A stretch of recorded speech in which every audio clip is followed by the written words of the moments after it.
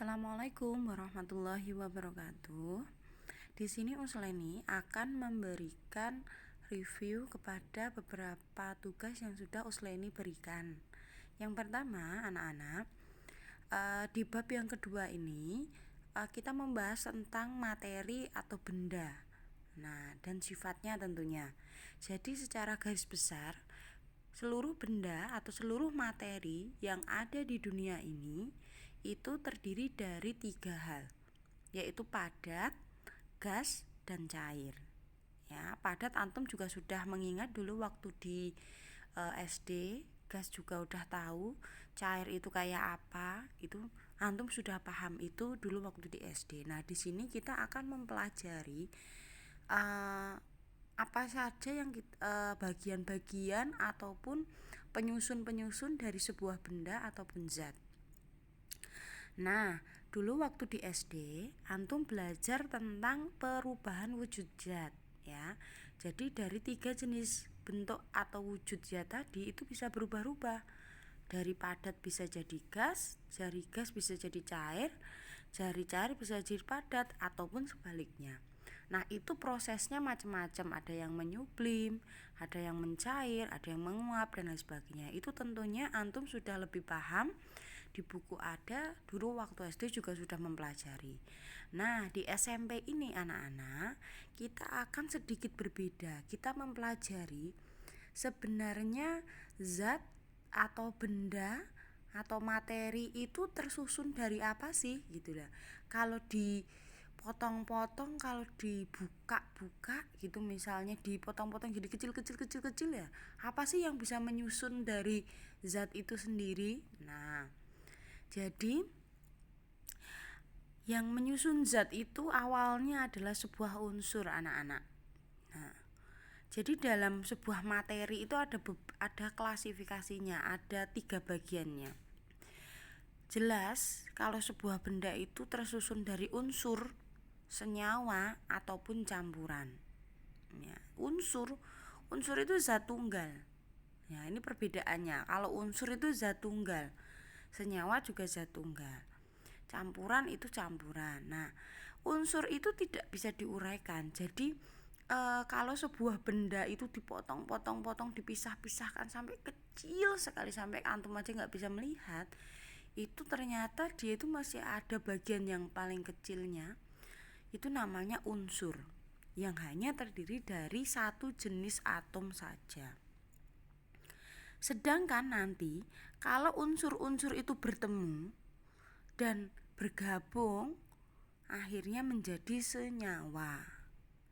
Kalau senyawa itu nanti bertemu, dicampur dengan senyawa yang lain, dicampur dengan senyawa yang lain, maka hasilnya adalah menjadi campuran.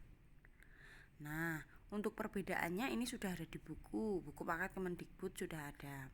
Jadi sebuah benda itu tersusun atas beberapa tahap, yaitu unsur, senyawa, dan campuran.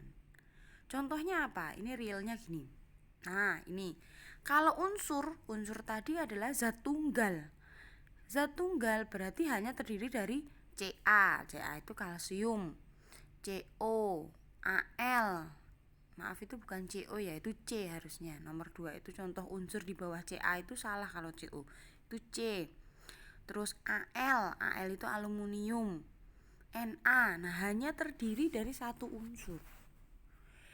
Sedangkan antum bisa lihat di contoh senyawa H2O, ya.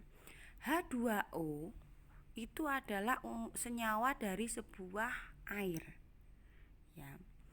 H itu unsur sendiri, O itu unsur tunggal sendiri. Nah, saat unsur H dan unsur O bergabung menjadi H2O, maka gabungan unsur yang menjadi H2O itu disebut dengan senyawa. Oke. Nah, di sini Al itu benar nggak? Al itu salah. Al itu bukan senyawa. Al itu adalah namanya aluminium, itu unsur. Nah, di sini antum cukup melihat yang bagian contoh ketiga saja ya. Contoh 1, 2, dan 4 ini diabaikan. Sepertinya itu adalah contoh yang salah. Nah, Unsur Al, betul. Kita fokus di nomor 3 nggih. Senyawa NaCl. NaCl itu terdiri dari unsur Na dan tersusun dari unsur Cl. Nah, diingat-ingat, pokoknya kalau senyawa itu pasti minimal terdiri dari 2 unsur. Sedangkan kalau unsur itu hanya satu zat tunggal atau satu unsur saja. Nah, campuran di sini ditulisnya adalah air teh. Kenapa air teh menjadi campuran? Karena campuran itu adalah gabungan beberapa senyawa. Di dalam air teh itu ada tehnya sendiri, ada senyawa airnya sendiri, ada gulanya, macam-macam. Nah, itu kalau bercampur itu akan menjadi namanya campuran. Jadi, akhirnya kita bisa simpulkan bahwa unsur senyawa campuran itu berbeda, Nak. Unsur itu adalah zat tunggal. Kalau unsur ketemu unsur bergabung menjadi senyawa. Kemudian kalau senyawa bertemu senyawa menjadi campuran.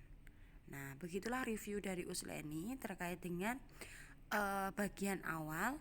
Next time kita akan pelajari tentang perubahan fisika dan perubahan kimia. Terima kasih untuk partisipasinya. Ustazah tutup. Assalamualaikum warahmatullahi wabarakatuh.